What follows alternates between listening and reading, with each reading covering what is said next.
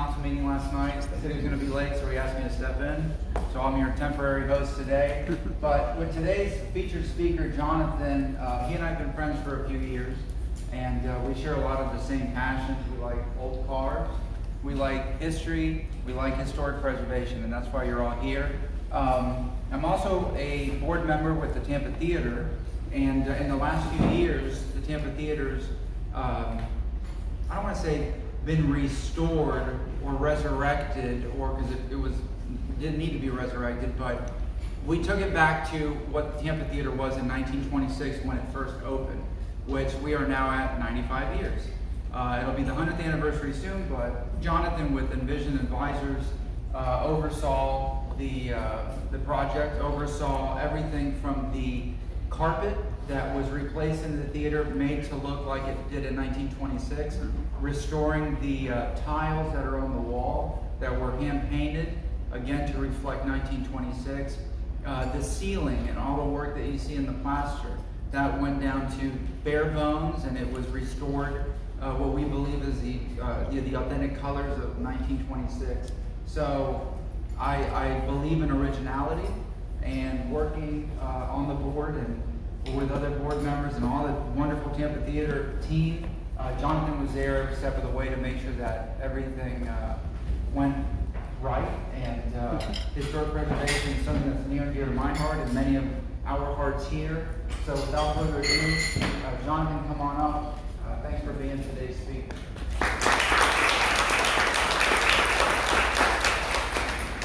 Thank you, Councilman. It's great to be here. They painted the color of the helicopter hangar wrong. Sorry, but our supplier said there's going to be a 10-month delay in steel with your 5-month project. Wood's up 300%. Sorry, we're going to have to give you a change order. The architect won't give me enough ceiling space for my air conditioning. All of these happened yesterday before I finished my first cup of coffee. Oh my. So that's kind of what I do. Y'all been great. Have a nice day.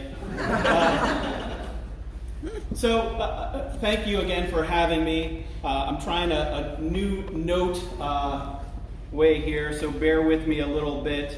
Through the talk, I'm going to steal a little bit from Pete Kajiyama, Love of Cities. I think he's got a great approach to space making and place making as we talk about historic preservation and landmarks in Tampa. I want to argue that spaces become places as you start to make them meaningful. And in my opinion, places in Tampa are more important than spaces. Not that I'm knocking historic preservation, but I want to talk about placemaking as much as space making today. So I also want to thank you for being here and stealing Pete's comments from Love of City again. You are co-creators in Tampa. You are creating in your own way, and I'm honored to be in front of an audience like this as fellow co-creators in Tampa. So I'm InVision Advisors. There's a couple more of us in the room, and I appreciate my staff team being here. We're owners' representatives. We manage the design and construction process for owners that don't have the interest, knowledge, or time to do so. My best example is when I sold my architecture firm in 2012, Baycare called me and said, "We don't have the time to manage this medical office building on Swan. Can you do it for us, Jonathan?"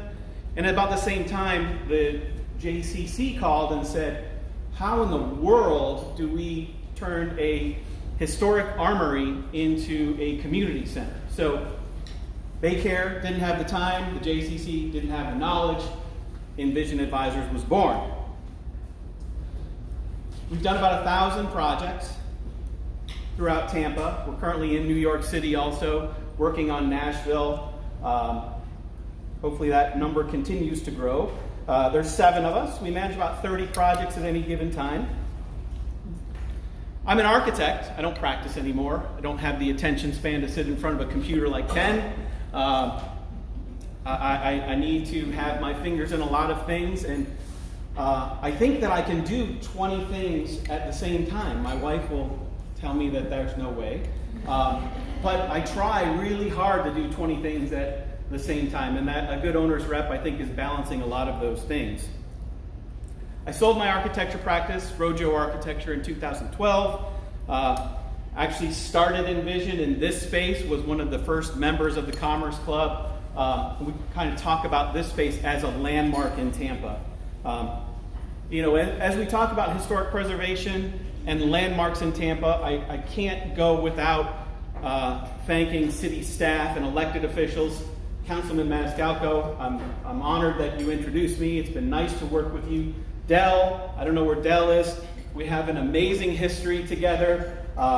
As I started in the late 90s as an architect, had to go in front of Dell many, many times presenting cases. So the key to good preservation is really simple, but actually doing a good historic preservation project is really hard. In my mind, the key to good historic preservation is letting that historic piece have a modern use. Or it just ends up being a museum.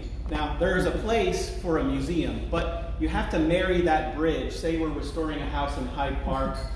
The Hyde Park realtors will tell you that there's no closet space in Hyde Park. Well, in the late 1920s, houses in Hyde Park, they had armoires. You didn't have a master closet. So that's how the floor plans were designed in the 1920s. So what do when you've got a broker who says, well, we need a master closet that's the size of a guest bedroom in historic Hyde Park? Well, you have to work very carefully and work with city staff, work with the structure, because every structure is different, to figure that out. We work with something that's called the Secretary of Interior Standards. It's a federal guideline on how to preserve historic structures. There's a lot of gray area in that again, we use city staff to help us interpret. But I really want to talk about landmarks and really focus the rest of my conversation on landmarks and what that means. What is a landmark? Well, if you just take the word, it's a mark on the land, right? It's simple. It could be anything. And I'll tell you that a landmark is anything with meaning. So we've done over 50 historic projects in Tampa. I said that we've worked on 1,000 projects. In my mind, they're all landmarks, but I'll tell you about a couple of them and a couple of fun stories. We worked for 3 years on the Brian Glazer family JCC, from how do we take an armory and turn it into a community center. And I remember they sent me in there as one of the first persons into that abandoned building, and there was a raccoon in there. They kept following me around. I never made eye contact with that raccoon, but he would leave his little signals. I'd go in there the next day, and that raccoon, the droppings would be there, and I knew he was there, and I'd hear him above the ceiling. That little raccoon followed me around for the first month. I had to marry 2 architects for donor political reasons, and those architects, one very modern that you see with the new entry to the JCC, and one very established. Behar Petronets was the modern firm, young architects, and Fleischman Garcia, the great established firm. And what was really wonderful was to see 2 great firms in and of their own really come together, find their differences, and complement each other. It was really exciting to see that. And I consider the architects in Tampa my friends. Even when I was an architect, I enjoyed the competition. It was really wonderful to see that. The meaning, you might look at that entry and say, oh, it's just a modern bunch of lines. The meaning in that modern addition, every single angle, every single line has a meaning. And I'll just tell you one secret. If you're in the parking lot and look at the entry, imagine the Star of David turned on its side and burying into the ground. And you'll see it in the overall shape of that entry piece. Next time you're there, check that out. The other project I want to tell you about is the Tampa Theater. They're my only client in the room, so I can say that they're my favorite client. Tell John I said that. So we did renovate the lobby. We oversaw the renovation of the lobby, the replacement of the seats. We went from red to brown. That garnered a little bit of controversy, but it was true to John Everson's original design intent. I hope everyone has been there to see the new seats and sit in them, much more comfortable, much more quiet. But the thing about that project was the theater was originally told that they would have to close to patrons for 4 to 6 months. So part of what we did as owners reps was came in and strategized. It took us 6 months sitting with the architect, the contractor, to figure out how we would close that theater for 42 days and do 6 months worth of work in 42 days, $6 million, and we did it. We opened on December 23rd in time for the premiere of The Shape of Water, sold out show, new theater, yay! What was really interesting about that is two things. First, we worked with a group that was NASA-level forensics that helped to figure out the original colors, the original patterns from 1926. Looking at black and white photos through tonal analysis to figure out what the original shade of green was. How many different colors were on the walls there was really interesting. And then I can't not talk about the ghosts in the Tampa Theater. If you ever have the opportunity to have Miss Jill Witecki host you on a ghost tour there, I highly encourage it. But there was a seat 308, that there was a man with a hat, right? I can't tell it the way that Jill tells it, but that seat had to be replaced.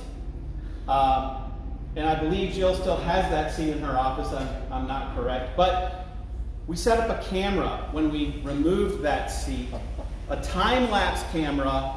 And I will tell you, I think it's on YouTube, that there was a little dust devil about 2 a.m. that came up from that exact placement of seat 308. We get little chills happening there. But go on the ghost tour, hear more about that. So what we're working on now at the theater that just got city approval is a second cinema. There's a flower shop right adjacent that is a part of the theater building. That will become a micro cinema, the most cutting edge sound and visual experience in the cinematographic arts that exists in Tampa. So it's a very exciting design. We're just starting to work on that now. The final historic preservation I'll talk about is a smaller building. I'm the secretary of the AIA, the American Institute of Architects. And you know, this is a situation where I am in essence the owner on a historic preservation project. We bought a building on Howard. It's a historic retail project. And the advice that I'll give owners in historic preservation is ask for help. So, yay, nonprofit, architects, we're all poor. We need help. We need money. We need guidance. We're trying to bring back the historic materials, the historic openings. So, Councilman Maniscalco, you may have a conversation with our president, who's here somewhere. Peter in the back, ask for help. I want to talk about landmarks as love notes, smaller things, and really bring it back to the scale of the audience here. Love notes are smaller moments of making your mark in Tampa. And the examples that I want to give you are what Councilman Maniscalco does on his social media. I would consider love notes to Tampa. He recognizes those heroes in our cemeteries. He recognizes local restaurateurs and Ybor heritage, and I really appreciate sort of the love notes that Councilman brings to us as city residents. I also want to talk about Richard Gonsmart and his love notes. His love notes are a little more building oriented, and his restoration of the springs in front of Eulalie, the stained glass that he brought back from Jesuits' demolished chapel into Casa Santo Stefano. I appreciate what Richard has brought to us in Love Notes. And finally, Daryl Shaw. Daryl Shaw owns a series of buildings in Ybor City called Casa Ybor. There's about 13 of them, I think, and each one of them he's brought part of Cuban heritage of the city through the names, through the artwork in the lobby, and those love notes have been really impressive. Now, every one of you can bring personal landmarks to the city, and I'll give two quick examples. The first is a good friend of mine who is restoring his grandfather's 5,000-acre ranch that his grandfather built for his company, really bringing back that hunting club, that ranch living to him and his family and a small group of his friends. The second is a Bayshore residence I worked on for a special family in wanting to preserve their history with their home, in that, I don't know if you guys are aware, but one of the most world-renowned digital scanning companies is right here in Tampa. The USF School of Geosciences provides digital scanning worldwide. Rome, Paris, Palace of Versailles, unbelievable. We had them out to this Bayshore residence to scan some very complicated molding so that we could recreate that as we brought an elevator into the house. I don't want you to forget about future landmarks. What's happening now in Tampa? We have the Straz. We're overseeing the $80 million expansion to the Straz towards the river.